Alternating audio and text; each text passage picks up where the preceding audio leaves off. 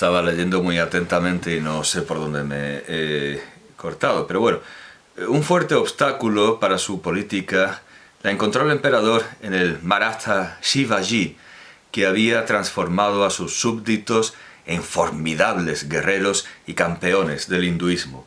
Para replegar la resistencia de Shivaji, que había ya derrotado al general Bijapur Afzal Khan y saqueado Surat, Alamgir, es decir, Aurangzeb, nombró gobernador del Deccan al mejor hombre de armas a su disposición, Rajput Jai Singh, el cual quiso consigo a Manucci como comandante de la artillería y entrenador de los mercenarios europeos en 1664. Manucci puede ser considerado uno de los... Claro, desde luego lo último que podía desear Manucci era servir a Alamgir, servir a Aurangzeb, a lo que ya se había negado porque era un usurpador, pero ahora resulta que cuando quiere estudiar la medicina, el gobernador Rajput Jai Singh lo obliga a ponerse al frente de las tropas y, como ya lo digo, Dara Shikoh no pereció por impericia de sus tropas ni por mala estrategia, sino por una traición. Como Manucci es un hombre peritísimo, como dice su biógrafo, Manucci puede ser considerado uno de los artífices de la derrota de Shivaji, porque gracias al conocimiento del persa y de las lenguas indias, logró convencer a los aliados de Shivaji para abandonarlo y colaborar con el emperador Alamgir. Era un diplomático excelente, Manucci. El resto fue obra de Jai Singh y de su ejército de 100.000 hombres, que obligaron al líder Maratha a rendirse. Después de otras aventuras y guerras, Manucci disfrutó un periodo de merecido descanso en Dili, ¿verdad? Para decir todos los nombres locales. Delhi, bueno, claro, hay muchas lenguas, por supuesto. Lahore es Lahore en urdu, pero en otras lenguas se dice en otras lenguas que se hablan en Lahore se dice de maneras menos reconocibles. Bueno, pues estuvo en Delhi, o sea, en Dili, protegido por Kirat Singh, el hijo más joven de Jai Singh, muerto en 1667. Cuando en 1670 se fue a Kabul, Manucci, o sea, Kirat Singh, Manucci se mudó a Lahore, prefirió estar en Lahore, donde abandonó el oficio de las armas para dedicarse definitivamente a la profesión de médico.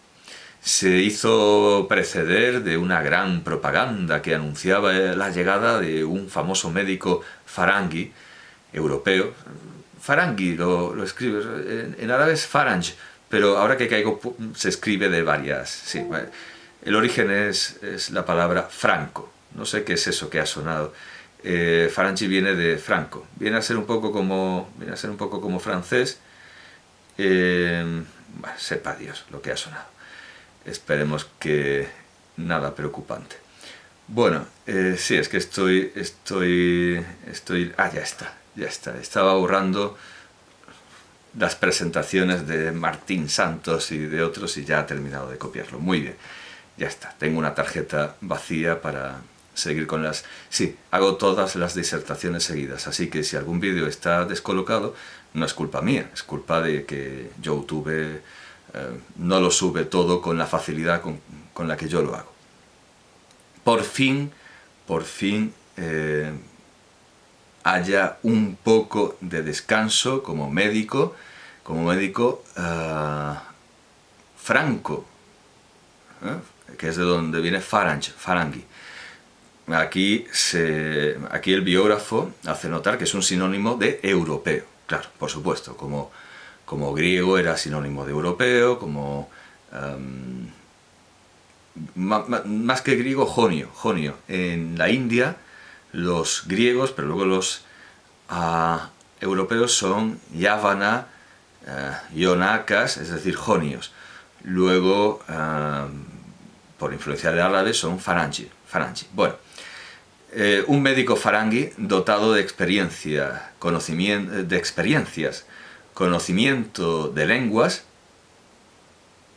constatadísimo, y de buenas maneras. En 6 o 7 años acumuló una discreta riqueza que decidió invertir en mercancías. Dejó, por tanto, Lahore y se estableció en una isleta sobre Bombay en 1676, donde conoció a un cierto Ignacio de Taide, portugués, al cual, o sea, Ignacio de Taide, Ignacio de Taide, portugués, al cual confió una nave cargada de mercancía comprada con sus ahorros. El proyecto fue un total fracaso. Manucci perdió el capital, se enfermó y tuvo que volver con el Gran Mogol para recuperar salud y fortuna. Llegado a Delhi en 1677, tuvo el encargo de curar a una de las mujeres del príncipe Shah Alam, segundo hijo de Alamgir, y así, reconquistada la fama, fue ascendido a médico al servicio del príncipe, el cual le ofreció el título de Mansabdar, funcionario de rango nobiliario, un funcionario que puede considerarse ya nobleza, con un salario de 300 rupias al mes. En 1683, a pesar de toda esta fortuna, cansado de los continuos desplazamientos siguiendo al príncipe, Manucci logró obtener un permiso para volver a Surat, donde su amigo François Martin, delegado de la Compañía Francesa de las Indias Orientales, obtuvo un pasaje para Goa, amenazada por el ejército de Sambhaji, hijo de Shivaji. También en este caso la habilidad diplomática de Manucci salvó el pequeño enclave portugués y recibió en compensación el honor, la ordenación como caballero de Santiago el 29 de enero de 1684. Ni más ni menos que caballero de Santiago.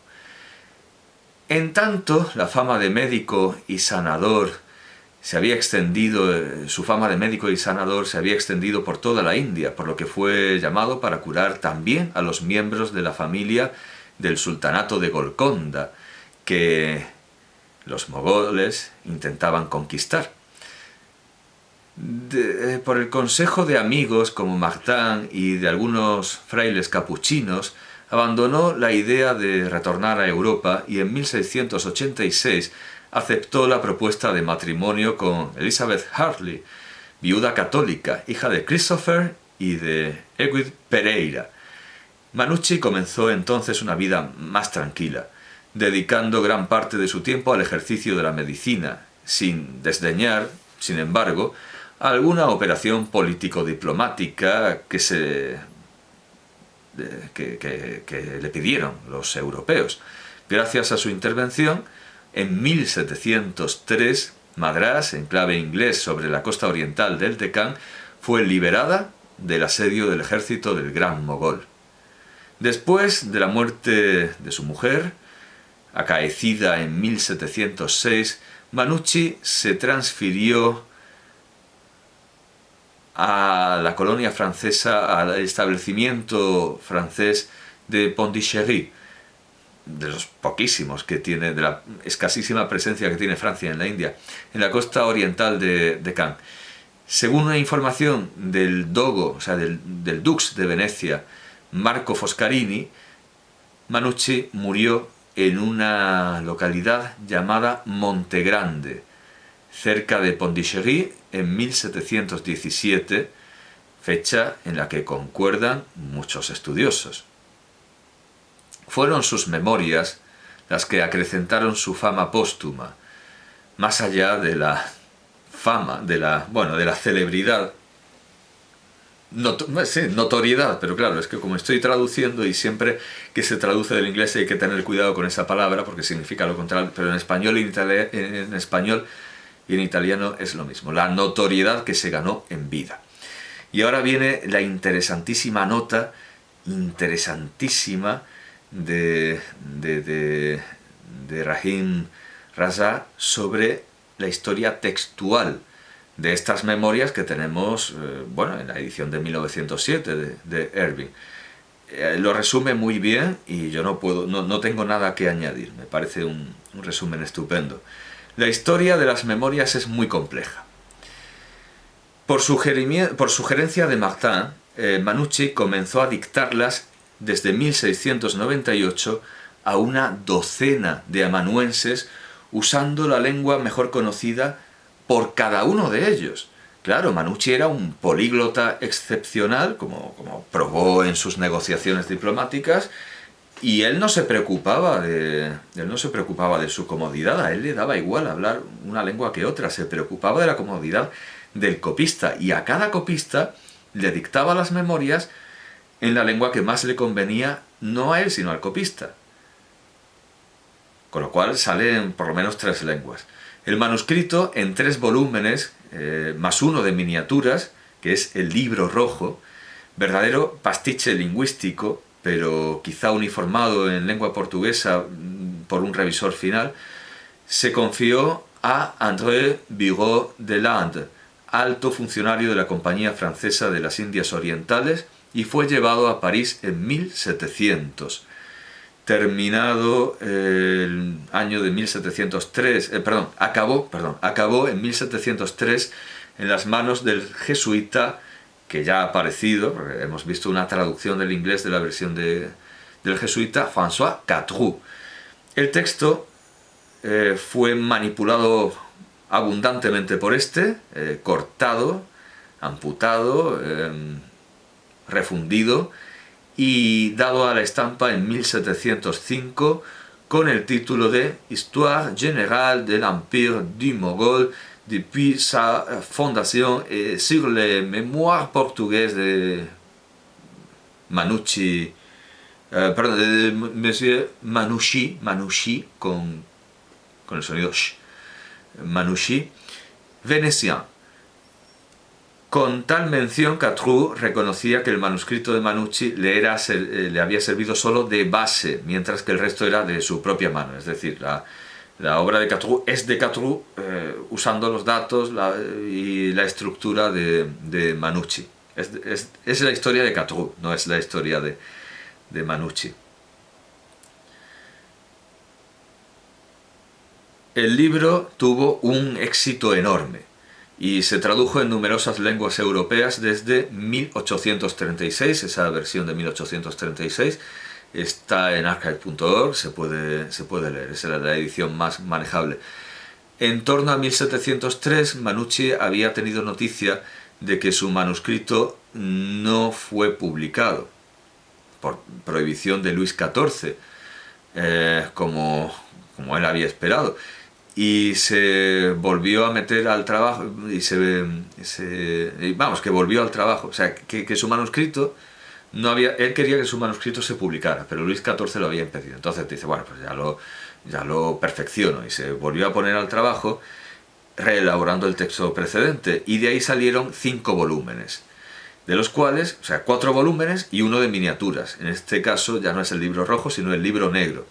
Esta segunda redacción, articulada en 3 secciones escritas respectivamente en italiano, portugués y francés, fue enviada al Senado de Venecia para el trámite, a través del embajador de la Serenísima en París, Lorenzo Tiepolo, al cual le fue entregada por el capuchino Eusebio de Bourges, que venía de Pondicherry. El manuscrito llegó a Venecia el 24 de julio de 1706 y fue transmitido por el Senado a los reformadores del estudio de Padua. Después de un largo periodo de reflexión, el texto se confió en 1712 a Stefano Neves Cardeiras,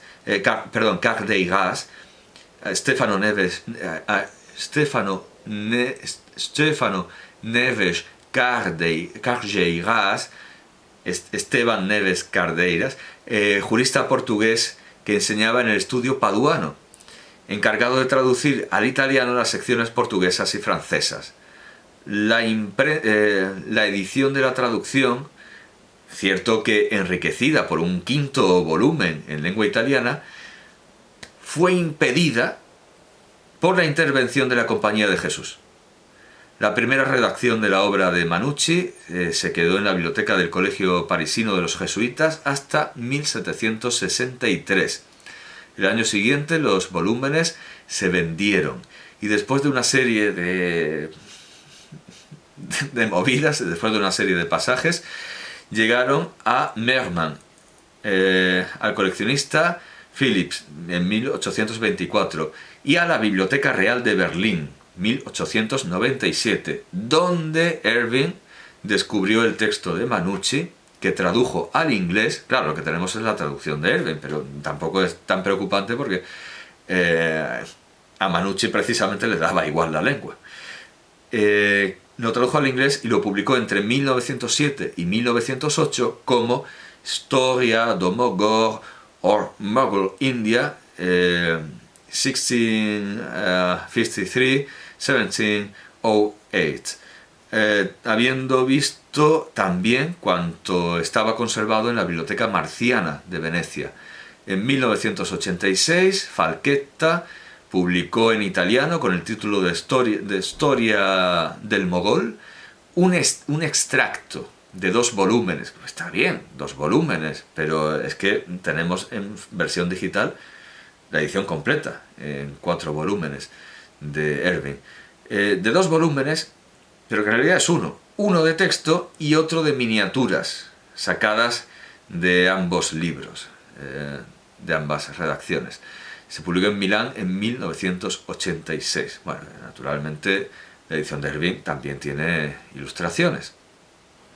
Luego hay una amplísima bibliografía, pero vamos, yo creo que además termina el mismo año de redacción del artículo, con un artículo de Ballester en la revista de estudios ingleses en 2006, Orientes fabulosos, ficciones de Oriente en Inglaterra, 1662-1785. Un artículo maravilloso, perfecto, de Rahim Raza, que acabo de traducir o de contar o de resumir, de la enciclopedia del diccionario biográfico Treccani. Creo que no se puede presentar mejor. Y ahora creo que quienes me sigan, quienes me escuchen, no pueden hacer cosa mejor que zambullirse de pleno en esos 4 magníficos volúmenes de la traducción de Erving, de la historia del mogol, del aventurero, médico, caballero, hombre excepcional, diplomático, políglota, sabio, erudito y artillero Niccolò Manucci.